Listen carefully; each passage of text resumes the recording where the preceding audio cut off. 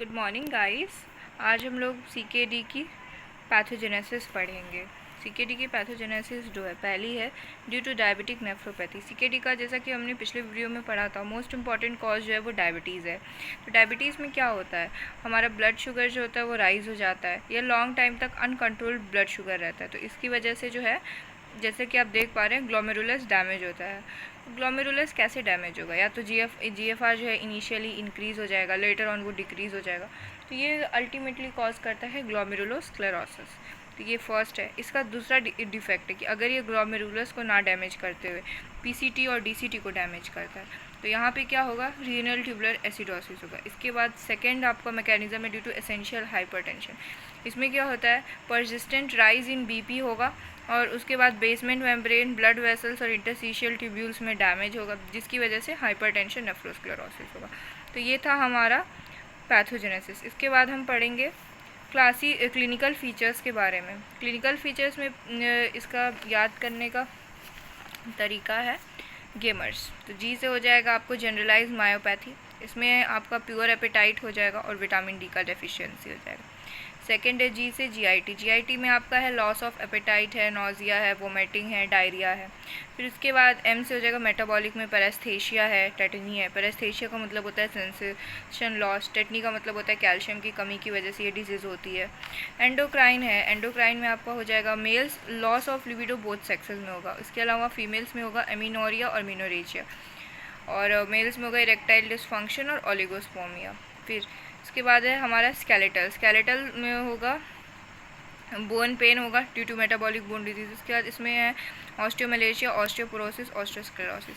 Renal feature है आपका नॉक्ट्यूरिया और पॉलीयूरिया। इसके बाद है रेस्पिरेटरी में आपका हो जाएगा डिस्निया और प्लूरल इफ्यूजन। प्लूरल इफ्यूजन होता है सॉल्ट और वाटर रिटेंशन की वजह से। हेमाटोलॉजिकल में आपका हो जाएगा anaemia due to decrease erythropoietin production. CVS में होगा आपका हाइपरटेंशन हो जाएगा, फिर हार्ट फेलियर हो जाएगा, आर्थरोस्क्लेरोसिस हो जाएगा। ये सब रास एक्टिवेशन की वजह से होता है। न्यूरोलॉजिकल में हो जाएगा पेरिफेरल न्यूरोपैथी, मेंटल स्लोइंग हो जाएगा, seizure, coma, restless leg syndrome.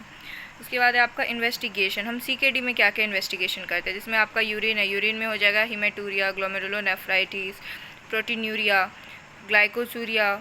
ठीक है। अदर इन्वेस्टिगेशन में WBC कर सकते हैं आप, ईसनोफिल काउंट देख सकते हैं, red cell cast, granular cast, urine culture कर सकते हैं, mid urine collect, serum urea and creatinine, anaemia और ईसनोफिल्स देख सकते हैं, थ्रोम्बोसाइटोपिनिया। एक्सरे करना इंपॉर्टेंट है, इससे आप रीनल स्टोन को एक्सक्लूड कर सकते हैं।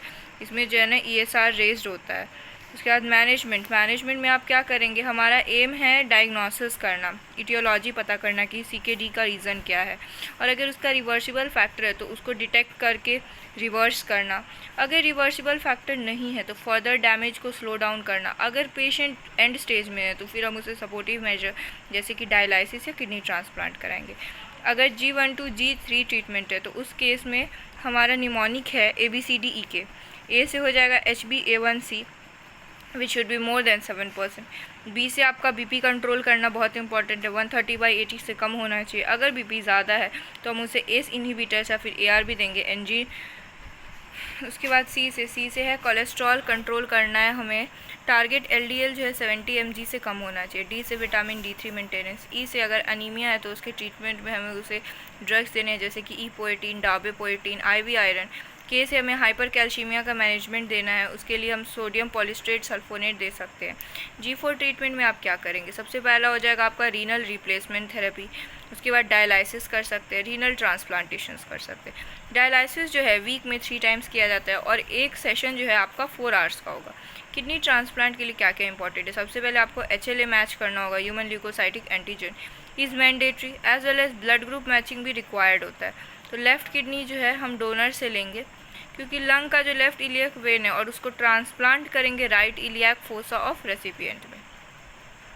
तो आज का लेक्चर हमारा जो क्रोनिक किडनी डिजीज़ पे यही ख़त्म होता है। Thank you.